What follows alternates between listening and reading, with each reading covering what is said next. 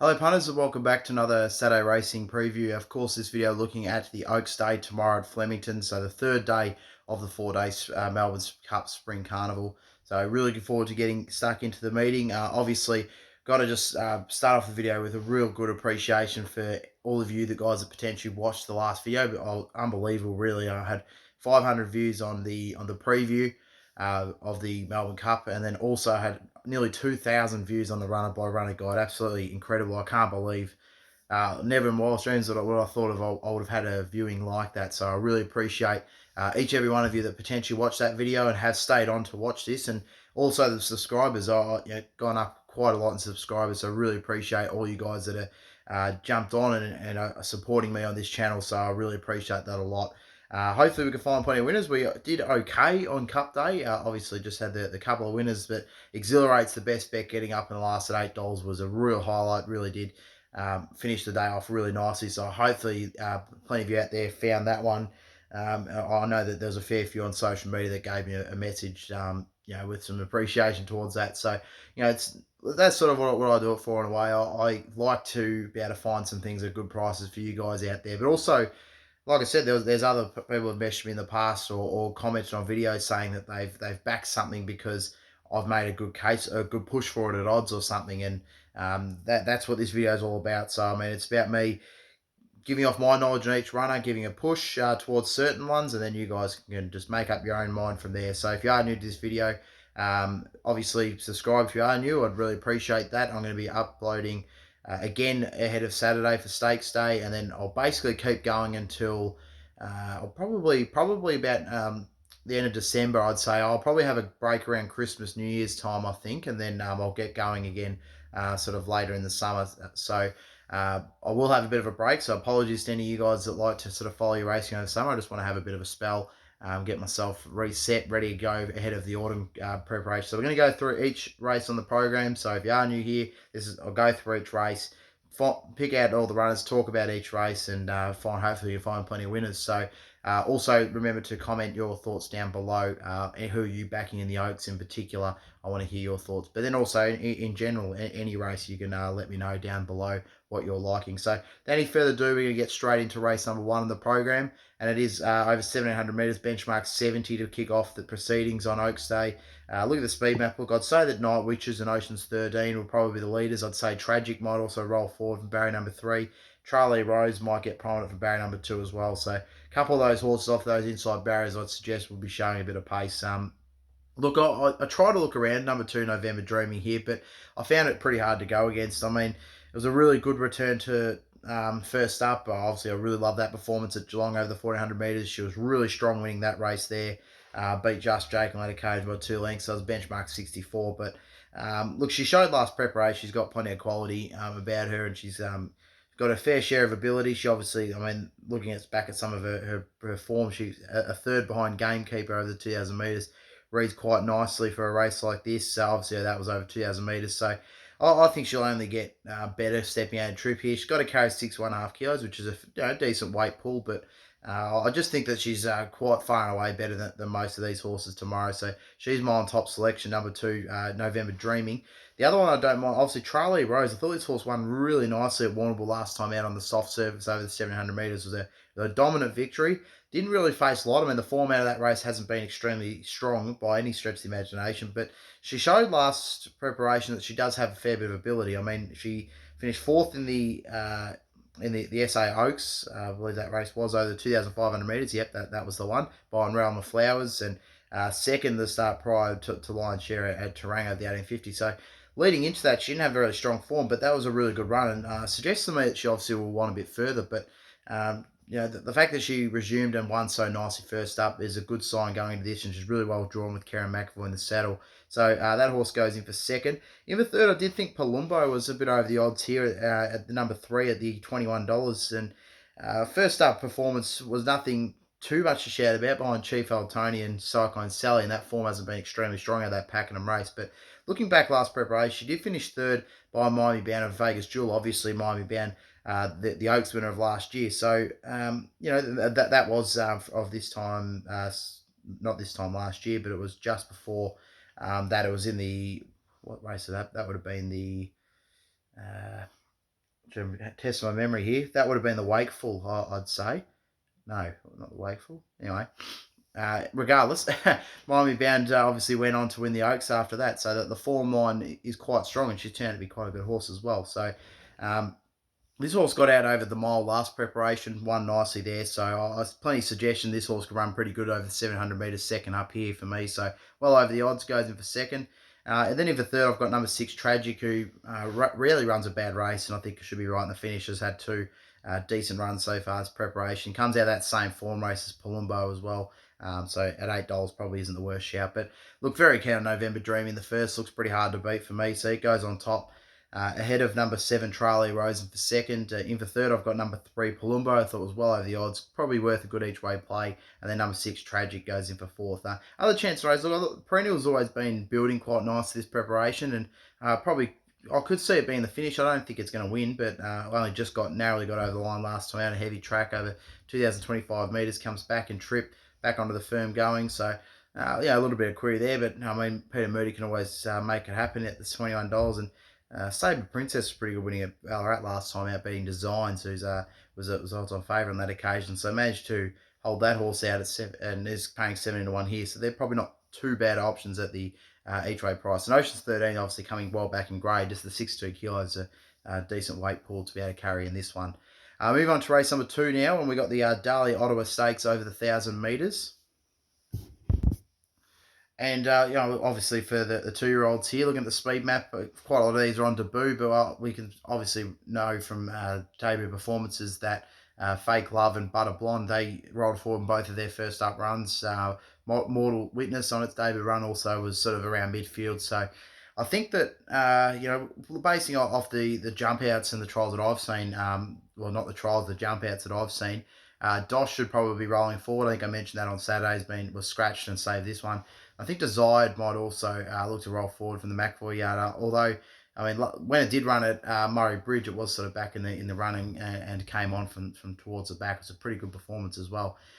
So look, pretty good race this. So look, I am keen to be with Dosh. I gave it a bit of a chance in a stronger race on Saturday, and it obviously was scratched and brought into this one instead. So I think it's got a better chance in this one than it did.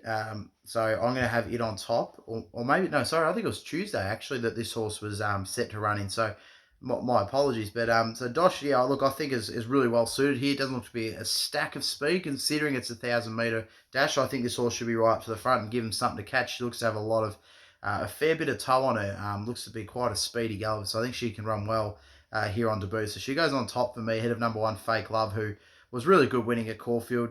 First up on debut, that was a nice performance, and she looks like she's got plenty of speed as well. So I think that those two will be fighting out the finish. I did think Cloudy was over the odds. I mean, this horse finished third behind Ingratiating and General Bow, and obviously Ingratiating forward at the finish on Tuesday in the Maribyrnong Plate. So form is good enough there for me. I think that this horse probably is looking for a fraction further, but will show plenty of improvement. We can see that these 2-year-olds can really show an immense amount of, I guess they can turn around their form very quickly. So I think this horse is a bit over the odds at the $23, and I do think Desired is over the odds. I didn't mind that performance at Murray Bridge first up, and could run well enough. Other chances in the race, well, I do think that Butter Blonde is probably a bit over the odds here. I mean, good first up win on a heavy track, comes back on top of the ground. We never know what we could see out of her. Also, the daughter of Choisier was up on the speed, so should be up there again. Other chances, well, look, Tempest Charm's pretty well in the market. Obviously, the third behind Sneaky 5 in the Art of Flying. Not sure if that form's as strong as some of these other ones, so I do think it's a little bit under the odds at 550. But yeah, it does have a good chance also. And nice for Watt. Also could run a good race on debut. But yeah, look, pretty keen to go with number 9, Dosh, on top. Moving on to race number 3 on the program now, we've got the Mum Century Stakes over the 1,000 metres once again up the straight. Look at the speed map here. I'd suggest that Varda will probably be rolling towards the pace, probably just sitting behind. I think Ancestry and Villamai will lead this field up, and Crystal Dream will probably be just off the pace as well. So I can see these two dictating up the front, and I do think the Villamai is probably going to be the stronger of the two. I know Ancestry's been in some good form this preparation, but Villamai looks, I really liked its first up performance at Warwick Farm. That was over 1,000 metres, beat a horse called California Zimbol on that occasion. That also since come out and won a Group 2 here on Caulfield Guineas Day, I believe that was that it won. And then obviously ran pretty good on Tuesday on Saturday as well. So the form around California New Zealand Bowl is quite good, and I think that's a good enough form line for me to take into this from Villamai. Isn't a strong second up performance, which does concern me a little bit, but they have all been in really strong company, so I'm not too concerned about that. I think she can run a good race here up the straight. So she goes on top for me, ahead of number 7 Fiesta, who's been really good. She's found some good form once again. She was very good winning on Saturday over the 1100 metres. Steps back to the 1,000, which is the slight query for me. Obviously, that step back in trip, but I do think that she's in great form. She's flying at the moment, and obviously has had that win up the straight, which was so impressive on Saturday. So if she can replicate that again, handle the quick backup, she'll be right in the finish again at the 380. So she goes in for second. In the third, I do have the 6 Ancestry. Look, hard to knock. I mean, what it's done so far in its career has been very impressive. So, can't have any knockers on it. I think 340. This is the toughest field that she has faced, and she's going to have to. He has faced, and he's going to have to obviously be. Probably he won't have to step up too much. I mean, he did beat Jungle Edge last time out, which is that's a fair effort. He's quite a good horse, particularly on a wet track. So. Ancestry's definitely got to be given a good mention, but this is probably, there's some really sharp sprinters in this race here, so and they're more close to the weights. When he took on Jungle Edge, obviously Jungle Edge had to carry 62 kilos in that race at the Valley on Cox Plate Day. So look, obviously that just that change, that level in weights might just sort of bring him back to the field a little bit.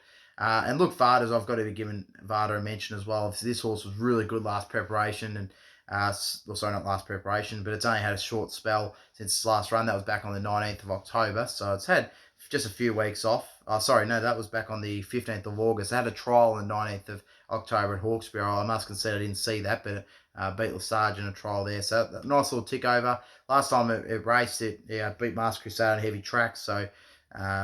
but this horse has got plenty of form on a good track as well. So got to really give this mare a bit of a chance. And I like that she's been freshened, given a trial leading into this. Looks pretty good to me. So Varda goes for fourth. Other chance in the race, so if you're looking for something to big odds, number 4, I Am Someone, can definitely be something you can back each way. I did leave it out of my numbers, but I'll tell you what, I really wanted to put him in because with the new stable now, he obviously former Paul Prushka horse. Now he's with Matt Laurie. Ben Mellum takes the ride. This horse has got a terrific second up record of 4 starts for 2 wins and a second. So strong form, second up, runs well here at the track, particularly at the 1,000 metres. I like that they've brought him back to the 1,000. Last time out, he competed over the 1,200 metres up the straight here in the Group 2 behind Zatori and Dollar for Dollar. So the form looks quite strong. I mean, he could easily come out and win a race like this, and he's paying $27. So he's definitely one you could back at an E-Trade price. But look, I do think the 4 that are the top of the market are the 4 that deserve to be there. Like I said, I Am Someone obviously is massively over the odds, the 27s, but I do think that these horses are well in form. They're racing well. They look really sharp and seem to be getting better. Most of them with each run that they do now. So to recap the numbers, I am keen on number 8, Villamai on top. Ahead of number 7, Fiesta in for second. In for third, I've got number 6, Ancestry. Then in for fourth, number 9, Varda. Moving on to race number 4 on the program now, and we've got the 1800 metre benchmark 90 race. Only a small field here. We've just got the 9 of them to go around, and look at the speed map here. I'd suggest that we'll see Thinkware, Dew and Nudge Bar probably lead them up, and Allied Ace and Mr. Moneybags will probably be the 2 that settle not far off the speed there. So can't see, it'd be interesting to see what Tinandali does here. Obviously an import from the UK. And, from what I've seen, this horse has got a bit of a ability, and it's been pretty well backed as well, which is what you always like to see when they come over here first up. So had strong market support. The form from the UK looks quite strong, albeit over the 2,000 metres. I mean, I'm having a look, and a 5th of May Danny was really good form at Goodwood, and then at Windsor, Fox Chairman finished second in a race there behind Extra Elusive. Fox Chairman is quite a nice horse as well. So I do think that form stacks up better than what it faced here. Now, that is all over 2,000 metres, so this might be a fraction short for it, but I do think that it looks a nice bet to me in a race where quite a lot of these don't win out of turn, but they're also... I mean, no disrespect to a lot of them, but they're also not really, top quality horses. Many of these probably aren't even, I know they're in a benchmark 90 race, but could easily look at this field and say it's benchmark 78 or something. So I do think that if Tinandali can come over with the wraps that it's got and the way that it's come over, and sounds like it's settled in from all reports quite nice, and obviously the strong backing first up, if it can bring that sort of solid form I had in the UK, it should be going pretty close first up here. So I'm going to have it on top. Ahead of number 8, Pancho, who obviously bounced back in a little bit of form last time out after having some disappointing runs this preparation. The second of Purple Sector reads really good. Purple Sector obviously winning on Cup Day, so that form line looks quite nice for me. And I think Pancho going to run a good race at the 550. Obviously has run here at Flemington before as well and won at the track, so that's also a good tick. In for third, I've got number 6, Savahit. Obviously, this horse doesn't mind racing here at the track either, and it's been a little bit of time between drinks to this horse winning, but I do think it can run a good enough race, and Adelaide Ace obviously has to be given a mention as well. But I do think that the two that I mentioned first are the ones to beat here. Can't really see too many of these other ones challenging them. So Tin and Dali goes on top for me, but a big watch on number 8, Pancho. I think this horse is probably a really nice race for it to win. If this import doesn't show up and race up to its credentials, and I suppose the form that it showed in the UK, and if perhaps it finds the 1800 metres not far enough, this horse will be right there to strike number 8, Pancho. In for second, in for third, number 6, Savahit, then in for fourth, number 5, Adelaide Ace. Moving on to race number 5 on the program now, we've got the off-the-track Sub-Zero Benchmark 90. So looking at the speed map for race number 5 here, I'd suggest that we'll be seeing Caffrey probably look to bounce out from the inside barrier, roll forward. I think Unique Bambino will be far away. Il Devio, So Skeptical, Paperboy, and probably Sky Punch from the outside barrier to look to try and roll across and get to a prominent position as well. Look, I think that Caffrey looks to be a good bet here. I found it really hard to really make a strong case for any of these grades, but Caffrey showed some good form last preparation. I liked his win at Geelong, beating the Driller. Then it obviously went on to a soft track, beat Musselbrook in a benchmark 70 at Sandown. So while this is obviously tougher than that, I don't think it's that much tougher. I mean, it does say benchmark 90, but similar to the race before, I think that this isn't too much better than a benchmark 78, really. So I do think this horse could run well and looks to be quite progressive. Obviously had the 4 starts for the 3 wins, which it reads really nicely, and has that inside barrier, so it should get a real perfect run the race. So I'd suggest it might settle just in behind the speed, if not on the speed. So for that factor, I've gone with it on top. So that's one to beat for me. In for second, I do have number 9, Paperboy, who's got a really good second up record. Obviously first up on a soft track at Maui, was never really in that, but turned out to be a pretty strong form race. Whip Crack Away and Mrs. Beckham have come out of those races and run pretty well since. This horse coming back onto the firm track will suit it much better. It's never really been a horse that's run well on a rain-affected surface. It's had 4 starts on a good track for a win and 3 placings, mind you, as well. So couple that with a second up form of 3 starts for 2 wins in a second. I think this horse is really good overs at the $26. William Pike in the saddle looked at a really nice run the race. Could get enough tempo to see it swing into the race and finish over the top of him. So real good price. I'm going to have an each way play on it as well as a win bet on Caffrey. I think that's the way to go. In for third, I've got number 5, Mr. Tippler, who looks to be racing pretty well. Obviously, probably slightly better on rain-affected surfaces, and that has had a bit of a spell since the last run on the 26th of August at Sandown over the 1400 metres, and when it finished behind Diode on that occasion there. And the 4th start prior to So You Swing and Proper Rogue reads okay as well. So this horse could probably run a decent race at $15, so it goes in for second. Then in for third, I've got this number 2, Berdebeck. Now, interesting horse because it doesn't usually perform first up, but it's had a bit of market support to suggest that maybe it might be ready to go here first up. Hugh Bowman takes the ride for John O'Shea. Tricky barrier to overcome, but this horse has showed some good form from previous preparations. I mean, managed to beat Improvado over the 1800 metres in a benchmark 78. So that sort of form, and I think prior to that as well, had some decent enough form. I think that it's an interesting one because it's had the 2 trials lead in, haven't been very impressive, but just the fact that market support there just suggests to me this horse might run a good race first up. So it goes in for 4th. But other chance to race, look, I did leave House A out, and the reason for that is I just thought that its form wasn't extremely strong. I mean, it comes out of that same race that I was mentioning with Paperboy, but I do think that coming back onto the firm track will suit Paperboy a little bit better. And then prior to that as well, I mean, House A beat Zorro's Dream is not a bad horse, and then the debut win was obviously Wodonga by 7 lengths. So it's a very good horse, this one, but 340 just looks a bit short for me. Quite often the favourites don't get up in this race historically from my memory. So I'm willing to look around at the 340. Looked around Star Missile, that I wouldn't be surprised this horse can run well first up either at the $8. And I did look around Sky Punch. I think that just the outside barrier might bring this horse a bit undone. But look, I'm keen to go with number 6, Caffrey. I think it's quite progressive, and it was worth it putting it on top. But very, very interesting Paperboy coming back onto the firm track and second up. This horse can run a good race, I think. So it's the one to watch out for at 26. So it goes for second. In for third, number 5, Mr. Tippler. Then in for fourth, number 2, Bertabeck. Moving on to the quaddy legs of the program now, race number 6, and then we've got the English Bracelet over 600 metres. And look at the speed map here. I'd suggest that we'll see misses in between. I Am Eloquent and Missy Beale probably all roll forward from outside barriers. I think that My Carry Pie probably settle not far off the speed either. And Roach O'Clock, interesting to see what that horse does, whether it bounces out of the barriers or not.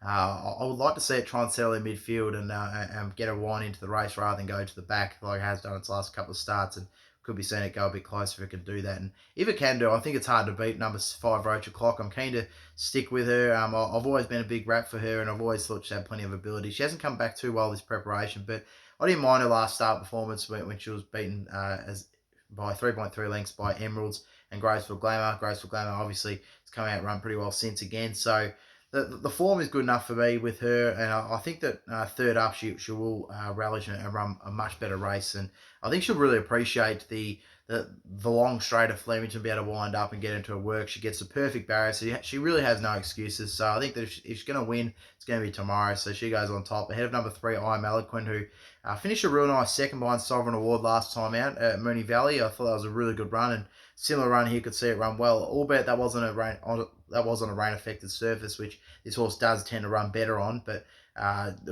regardless of the surface, it was still a good run, had plenty of merit, and I could see it running well again. So it goes in for second. In for third, number 2, Akari, who obviously this horse won down here this time last year. Comes in this race with some pretty solid form. I mean, look back at last start, it was beaten by Cuba and Creadeiris.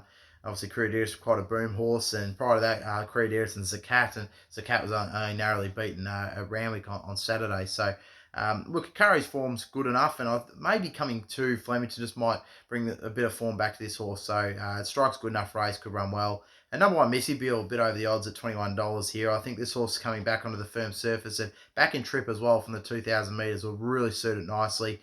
And we can see this horse run pretty well, especially if we can find a spot across on the speed. And if it's not too much tempo either from barrier number 10, I think we can see it running a good race. Other chance in the race, well, look, I do think that number 11, Game of Thrones could probably, Game of Thorns could run well enough third up, but and Miss in between, obviously, has been in good form, has been finishing around the mark, and the last start third behind Yes Baby Yes and Eka Maniacal reads pretty well for a race like this. So probably wouldn't see it, be surprised if it runs a good race. But for me, Roach O'Clock, this is the right race for it, and it should be hard to beat in this type of race here. So it goes on top again, ahead of number 3, I Am Eloquent for second, and for third, number 2, Akari, then in for fourth, number 1, Missy Beale. Moving on to race number 7 on the program now, we got the Melbourne Cup Carnival Country Final. Obviously, a lot of these horses had to qualify through provincial meetings and get themselves into this. So it's a really good type of events. Very similar to sort of like a highway in New South Wales. I've been screaming out for them to do more of this here in Melbourne, and I'm glad to see we get a race like this. So big field, obviously 20 of them lined up in it at the moment, but obviously a couple of those emergencies. But look at the speed map, I'd say that Easy Beast, Do You Reckon, High Class Harry, and Vungas will probably be the main speed for horses in this race here. I don't really see too many others being up there and challenging for the lead. Maybe High Excalibration might roll forward from there, but look, I'm very keen to go with a horse that's at really good odds here. Number 12, Indiana Lily, who's paying $20. I think this horse got a good chance. Finished second to High Excalibration, who is the favourite in this race. That was on a heavy track. I think coming back on a firmer surface will help this horse out a bit more. Historically, this horse has run better on these types of surfaces, but also coming into its second up. So it's got really good second up form, 4 starts for 2 wins and 2 placings second up.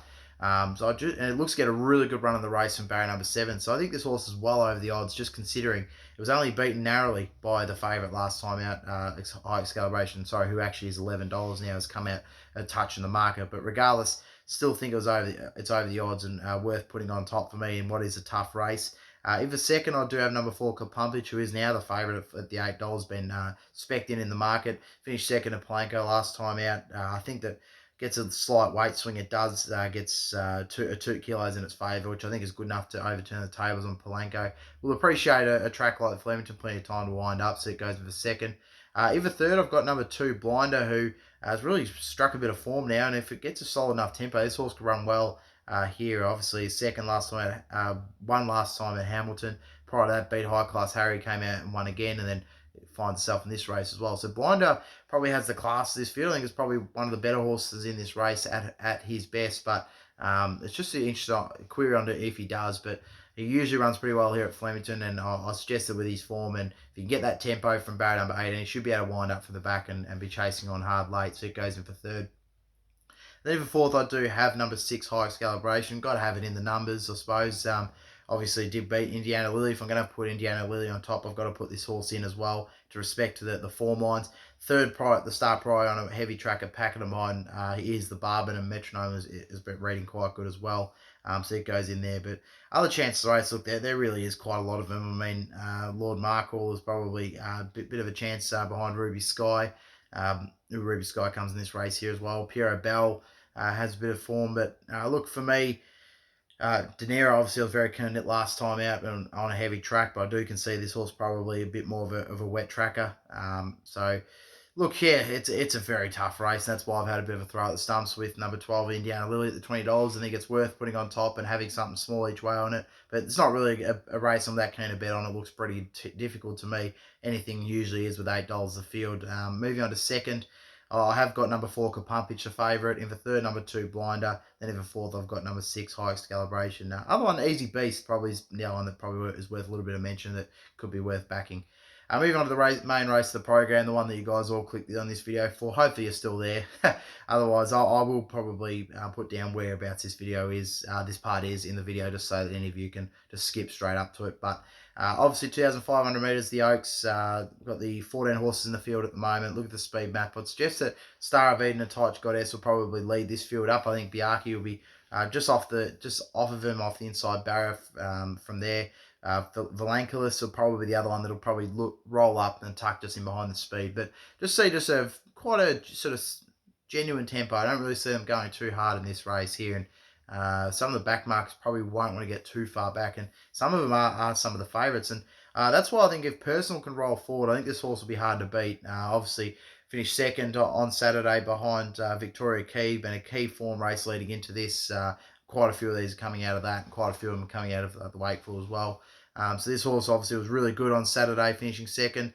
Start prior, second to Odium in the 1,000 Guineas. Second prior to that, beaten by Instant Celebrity. So this horse's form is really, really good. Obviously, I liked her on Saturday. I'm going to stick with her again at the $6. I think she's going to be hard to beat. She should appreciate the 2,500 metres.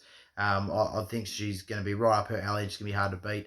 And for second, number 6, Miraval, who has been really targeted towards this race for Mark Newnham. And again, similar form lines, ran really good in that race behind Victoria Key and Personal on Saturday. Came from last and really hit the line strongly. I was very impressed with that effort there. She looks like she's going to be really able to get out over the 2,500 metres, and the trainer's very confident that she will. So I think that coming out of that Wakeful, she will be running a good race, and she should be right in the finish as well.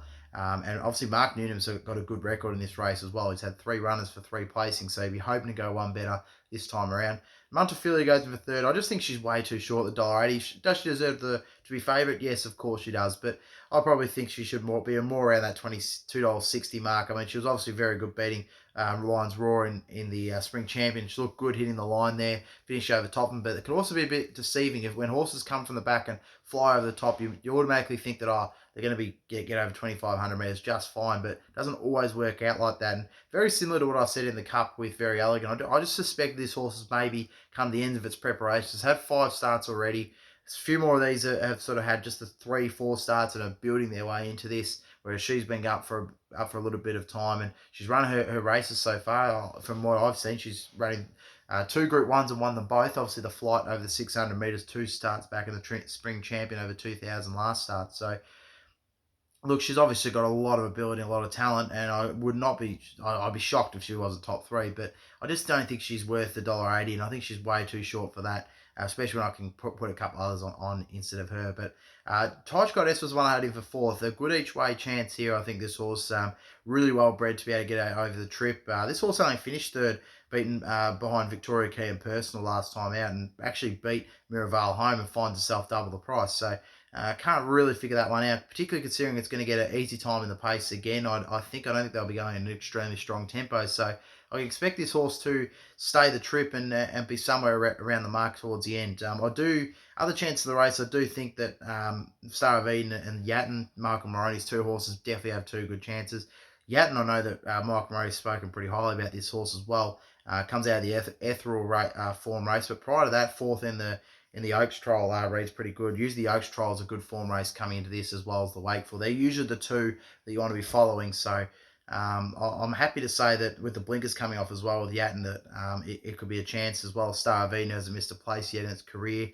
Salto Angel could easily bounce back. Obviously fifth on Saturday in the Wakeful. Prior to that was in some pretty good form. A second to Chica Fuerte, and then a second as well prior to that in the Oaks trial. So Salto Angel probably shouldn't be forgotten about the $31 either. I think it's a bit over the odds, but look, very keen to go with number 2 Personal. I think it's the one to be. Just looks to have the right form, building into it nicely. As long as she can stay at 2,500 metres, which is really a question for a lot of these. But the way that she's been finishing off her race she looks a very strong filly as well. She's got plenty of muscle on her.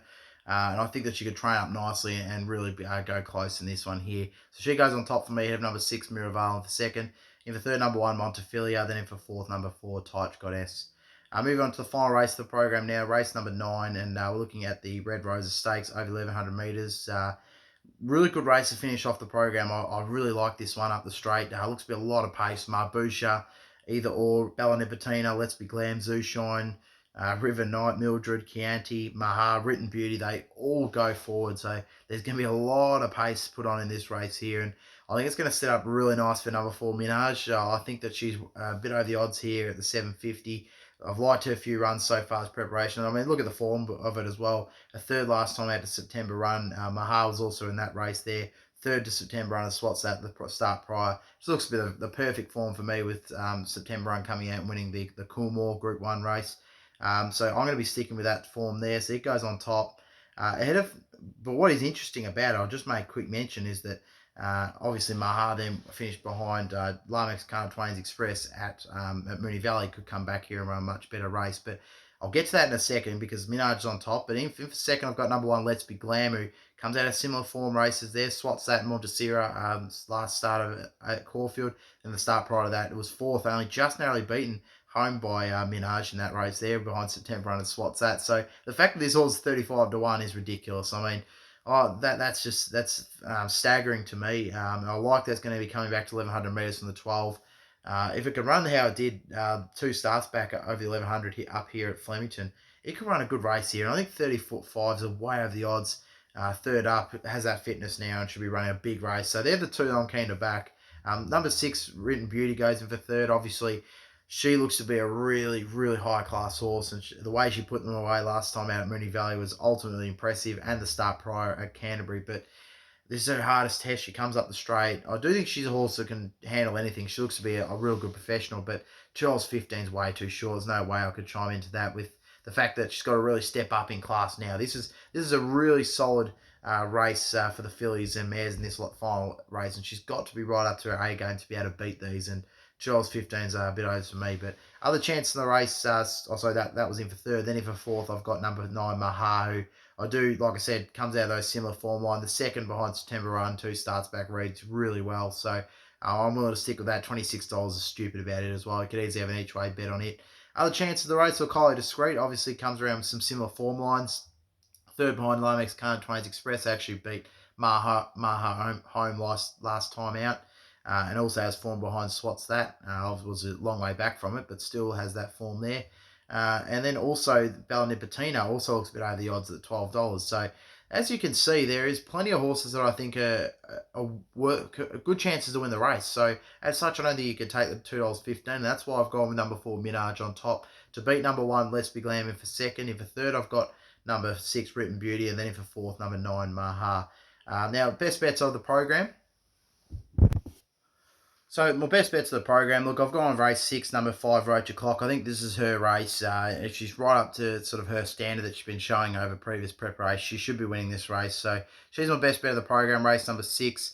And is number 5, Roach O'Clock, at the $3.60. The other one I'm very keen on is in race number 1, number 2, November Dreaming. She is a bit short, but she looks to be the perfect race for her, and I think she'll be hard to beat in that opening race of the program to get us off to a good start. Best each way value plays of the program. Look, I am quite keen on getting around. Where was it in race? Well, in the Oaks for starters. So we'll start off with that. Obviously, number 2 personal, $6, good enough price for me, as well as Miraval at $7.50.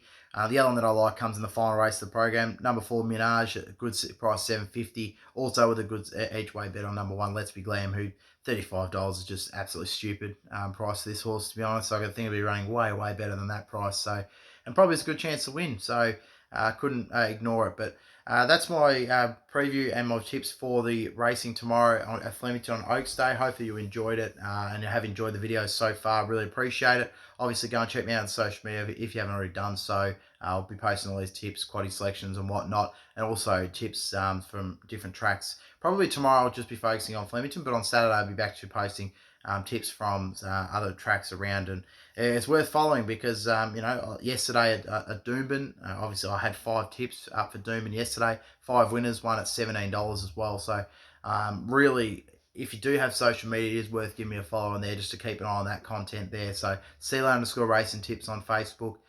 C-Lane Race Tips on Facebook and C-Lane_racing tips on Instagram. Now, if you want my quaddie, I'll be putting that down below. I don't think tomorrow is that strong of a quaddie day though, because it's one of those things where there could easily be Montefilia and Root and Beauty could easily win, and that will just throw the quaddie out completely. There goes all of the, all the hearts, all the sort of, I suppose, the chance of getting a big payout. But then also to get something big, you probably have to play wide, and that risks you're losing money if obviously those 2 win. So it's probably, I'll have to decide whether I'm going to do quaddie tomorrow. Obviously, really close on Saturday, on yesterday on Cup Day.